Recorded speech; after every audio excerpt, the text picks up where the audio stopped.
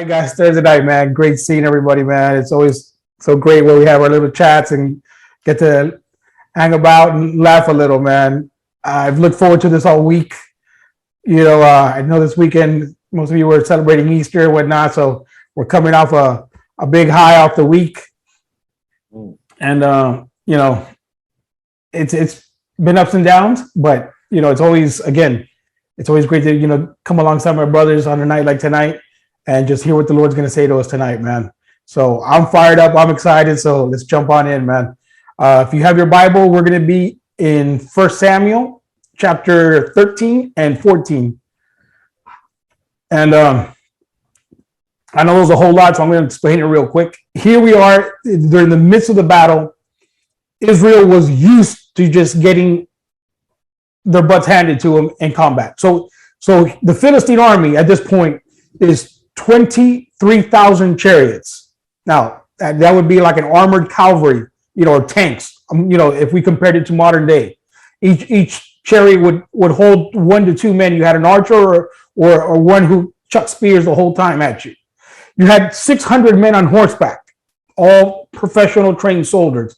And then you had a multitude, the Bible described it as far as the sand of the sea, present as a field army. So these were incredible odds against Israel, who was a 600-man army. And now if you read chapter 13 in its entirety, you'll notice that Israel is completely unarmed because the Philistines had Israel so on a lockdown that there was not a blacksmith in Israel to make any weapons. So the only weapons between the 600-man Israeli army was Saul the king and his son Jonathan. 2 swords among 600 men. The other had plowshares because they were farmers, and axes and just farming tools that they had sharpened to make makeshift weapons against a professional army of that magnitude. So those are the odds that they were facing. So immediately the army of Israel hid. They were in thickets, they were in caves, they were nowhere to be found on the other side of this hill because they knew what was coming was just an onslaught. So you had the king of Israel sitting under a pomegranate tree, just contemplating life, and one thing that in verse 13, or I believe it's in verse 14, that he said that Ichabod was there with him. And historians will tell you it had no basis why this person, was even mentioned, but only because the word Ichabod means the glory has departed. The glory of God has departed. So that's probably why that is even in there, saying that the glory of God had departed from Israel at that very, at that time frame. So Israel is just sitting there contemplating their death, and just being restrained. And all of a sudden, young Jonathan says, hey, you know what? I've had enough of this. And he tells his armor bearer, listen, I'm going to go up on the hill and pick a fight. I'm just basically going to pick a fight. And he says, and if they tell us to come to them, we know that God has given us in their hands. But if they say we'll come to you, then we're just going to hold our ground here because that's not what God has, put in my heart. And his armor bearer said, dude, I'm all in. He didn't even think twice about it. Now think about it. There's this young, 17, 19-year-old kid, tops, second, prince, number 2 in command of Israel. His father is the king. And he's contemplating taking on an army alone. Just 23,000 chariots alone would make any man tremble at that time, much less the 600 horsemen and the numerous amounts of foot soldiers. It was just mind-boggling. I mean, the more I read this and I looked at it from a military tactical point of view, I said, man, this guy was either crazy or just wanted to die. But there was a factor in there that it was God was in the battle. God was in the battle. He was just waiting to be invited into the battle. And Jonathan took that moment. And it's funny because he seized an opportunity and he didn't look back. He didn't think about it. He didn't pray about it. He didn't ask, hey, should I do this or I shouldn't? He just told his armor bearer, hey, I'm going to go do this. Are you in? And his armor bearer just said, bro, whatever's in your heart, I'm behind you 100%. I'm with you 100%. And guys, tonight, I know the last couple of weeks have been pretty harsh, and I felt, beat up, just as much as you guys probably have on the other end of this camera, but tonight I want to preach to you a little bit, if that's okay. I just, I really want to just lift you up tonight. I mean, I really feel that the word tonight is a word to encourage every man here and every man that's going to listen to this. Tonight's a word of encouragement. And I'm going to ask you, how big is your battle? Because every man here is facing a battle of some sorts. Every man here and every man that's going to hear this video, or maybe you might share it with somebody, is facing a battle. There's not a man in here tonight that can look me straight in the eye and say, no, Joe, you know what? My life is cruise control, man. I mean, everything is great. Spiritually, physically, mentally, home life, children, wife, careers, finances, physical health, everything is just, clicking, full speed. Because nobody's life is like that. We're all facing a battle. And the thing is that we're facing something that's greater than us. It's bigger than us. And we're defeated tonight. I look at this picture of the army of Israel, and I'm seeing this entire army hiding in caves and hiding in thickets, and the same thing, and just trying to just not deal with the situation before them, which was this massive encompassing army. And I think that's where we, as men, that's where we are tonight. I really feel that we are living, chapters 13 and 14 of the book of Samuel. And the funny thing is, you have a king under a pomegranate tree that's refusing to go to war. Sounds like most of our pastors in our churches, they refuse to go to war against, in a spiritual sense, in the spiritual battles. And then you have the men around them just sitting there contemplating the worst outcome possible.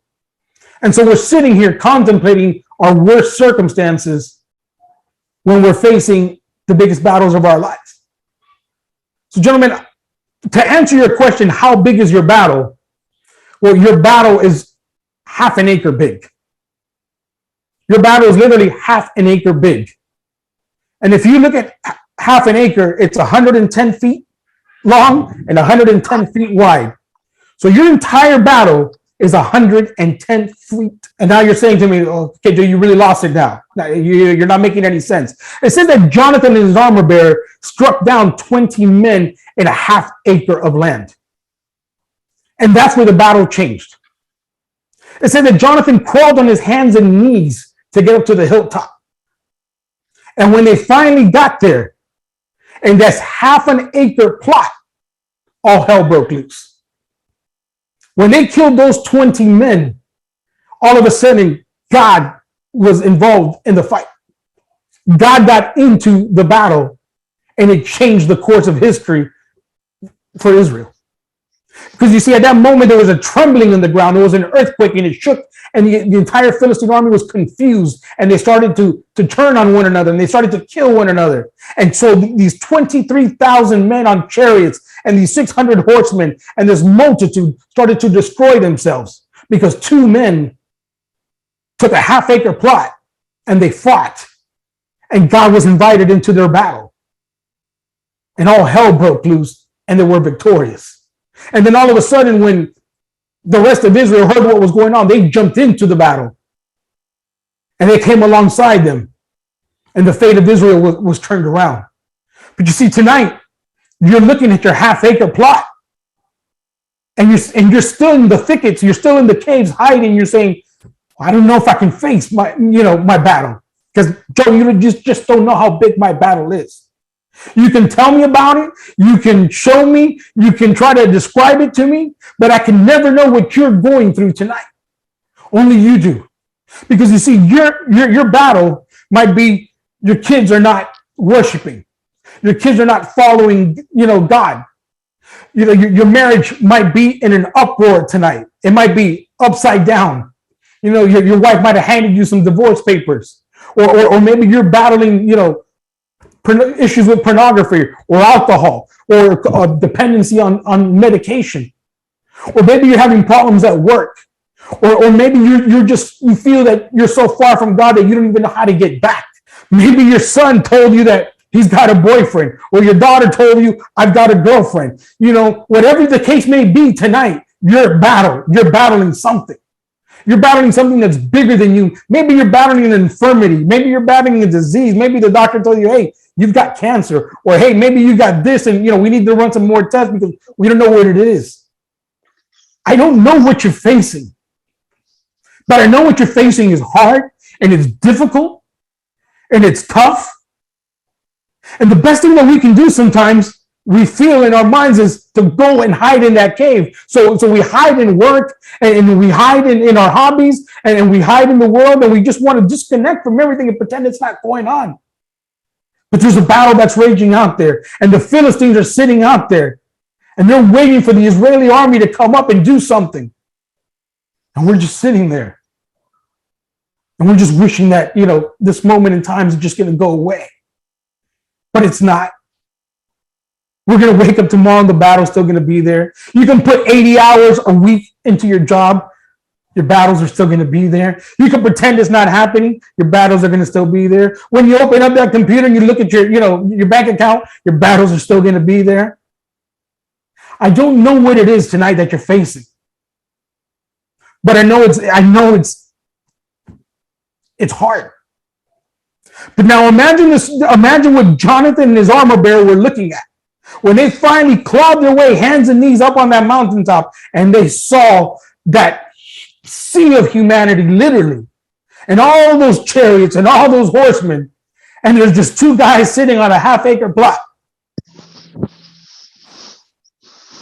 Those guys were facing the most incredible odds ever in the Bible. But there's something that they did that I think a lot of us don't do. They invited God into the battle. Jonathan went on his hands and knees and crawled over that hilltop by faith, not knowing what was going to happen. But he said, if they tell us to come to them, God has handed us to them.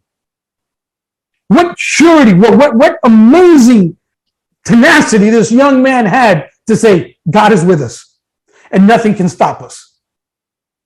His armor bearer didn't even blink. He didn't say, hey, man, you're on your own, dude. You got a sword. I don't. He said, let's do this.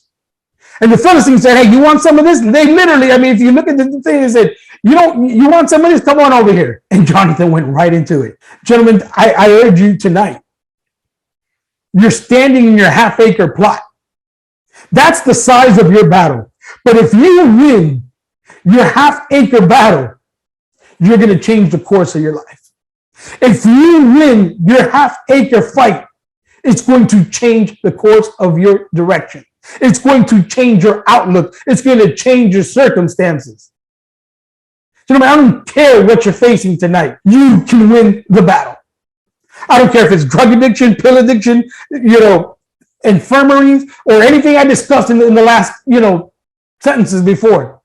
Whatever you're facing, maybe I didn't mention it because I don't know how every problem a man can face today. But whatever it is you're facing tonight, whatever it is you're looking around and you're standing in that half-acre plot, look around you. Take in every problem that you're going through tonight and say, if I win, if I can just take back this half-acre of territory, I can change this around. I can win the battle. I can do this tonight. I can change the course of my history. I can change the outcome of my children. I can change the outcome of my marriage. I can change the outcome of my finances. I can change the outcome of my relationship with God. There is nothing you cannot do. There is nothing you will not be defeated, but you've got to take that half-acre lot. You've got to fight that half-acre plot of land. You have to fight it. You got to get in there. You got to grab an armor bearer and you got to get into that fight and you got to go with full-on faith and take it. I don't care what the odds are. I don't care if you're saying, Joe, they're going to repossess my car. I'm 6 months behind on my mortgage. My wife already signed her half of the divorce papers. My kids don't want nothing to do with God. I don't care what the problem is. It is not bigger than the God we serve. And if he did it with Jonathan, and he did it with his armor bearer, and he did it with Joshua at Jericho, and he did it with Moses at the Red Sea, then he can do it with you. There is nothing that's going to detain God from doing what he did with Jonathan and his armor bearer in your life if you fight your half-acre plot. If you fight your 110 feet and say, this is my territory, I'm taking it back. If we just wake up as a generation of men and say, I'm tired of living the way I'm living, I'm tired of just getting myself handed to, I'm going to fight back. I'm going to take back. This is the size of my battle. You want to know how big your battle is? It's 110 feet by 110 feet. That's the size of your battle tonight. Let me shrink that down to you in real size. 110 feet by 110 feet. I want you to walk a half-acre plot around you and just say, this is me. This is my problems. This is my house, and this is what I'm going to do. Grab your armor bearer. Grab a brother that's going to fight with you in prayer, in a spiritual battle. Grab onto the Holy Spirit. Do whatever you need to do, but you better fight for that half acre, gentlemen. You better fight tooth and nail for that half acre. Jonathan went on his hands and knees and crawled. Now, that's not a position or a poise or an attitude of victory. But he came up there crawling, and he walked out victorious. He went up there on his hands and knees, and he walked off the battlefield with thousands of Philistines, millions, if possible, hundreds of thousands dead before him. And all it did was he took 20 Philistines down, him and his armor bearer, and that changed the course of the battle. Then all of a sudden, an entire Israel just jumped up and just said, hey, we can do this. An entire nation jumped in on their faith and piggybacked on their faith, and Israel was changed forever. Imagine if every man here at the sound of my voice tonight, and every man that will hear this, takes their half-acre plot, then your neighbor, your friends, your brothers, your unbelieving best friends, people at your church, men that you know, will change and they'll fight for their half-acre plot. And we can change a nation, or we can sit there in thickets and in caves and wonder what's going to happen to us, and watch a nation destroyed, and a community destroyed, and a home destroyed, and a family destroyed, and generations that will come after this destroyed. Or we can say, I've had enough, and say, God is with us. Tonight, gentlemen, you need to invite God into your battle. You need to invite God into your battle. You say, Lord, how big is my battle? And he's going to tell you it's a half-acre big. And if you take that, and if you turn it around, and you invite me into the battle, I will turn everything around. But you got to fight for it, gentlemen. You got to fight on your hands and knees if you have to. Are we willing to do that? Are we willing to fight for our half-acre plot? Is your wife, your children, your family, your community, your home, and everything that you've sacrificed for worth 110 feet by 110 feet fight? I think I can answer that question for every man here tonight with a resounding yes. It's worth it. It's worth every inch of territory. It's worth every inch of blood, sweat, and tears. 110 feet, gentlemen. Think about that. Let that sink in for a moment. Half an acre. That's all God is asking of us. He's not asking you to destroy the entire Philistine army. He's not asking you to destroy 23,000 chariots, 600 horsemen, or an army the size of the sand of the seas. He's not asking you to do that. He's asking you, hey, I put you in a half-acre plot with 20 men. Are you willing to fight for it? Because if you are, then I'll do the rest. I'll cause an earthquake. I'll cause a chaos. I'll cause everything. But you need to get in. You need to step into that ring, and you need to take care of it. You need to do the action part, that by faith part. You need to pick up the armor bearer and say, I'm all in.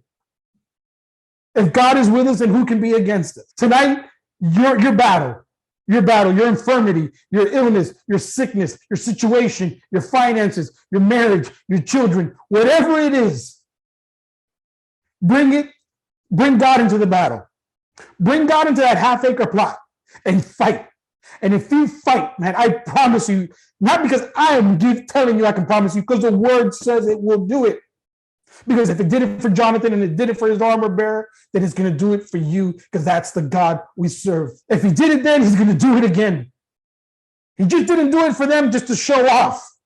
He didn't do it for that one moment so he could have something to write in 1 Samuel 13 and 14. He did it so we today in 2022 can look at this verse and say, I'm that man and I'm going to fight. And that's going to be my half acre lot. I'm going to take it back. Take back your half acre lot tonight, gentlemen. Take back the half acre lot that the enemy has taken from you. It's from your children, your finances, your sleep, your anxiety, your depression. Whatever it is that you're battling tonight, you need to get on your hands and knees and crawl over that hill and say, standing on my half acre lot, and look 110 feet in front of you, look 110 feet to the side of you, look 110 feet behind you, and say, this is my house and I'm going to defend it and I'm going to protect it and I am going to be victorious. And I'm not going to stop until I feel the earth shake beneath me. And God will be doing something for me on my behalf. How big is your battle? It's half an acre. It's 110 feet, gentlemen. That's all it is. That's all it is. It's not a rebellious child. It's not a broken marriage. It's not. It's 110 feet of territory that you need to get back, that I need you to fight for. Gentlemen, I can't fight it for you. I can be your armor bearer. Any man here can bear your armor and carry it and take you to battle with you. But you got to be the deciding factor that's going to say, I'm all in, and then step into that 110 feet. And dig your heels in deep and just start fighting and slashing and doing whatever you need to do to win that half acre plot. And when you throw your flag in victory over it, God's going to take care of the rest. And you're going to say, wow, you know, that financial problem that seemed like a 23,000 chariots is no more.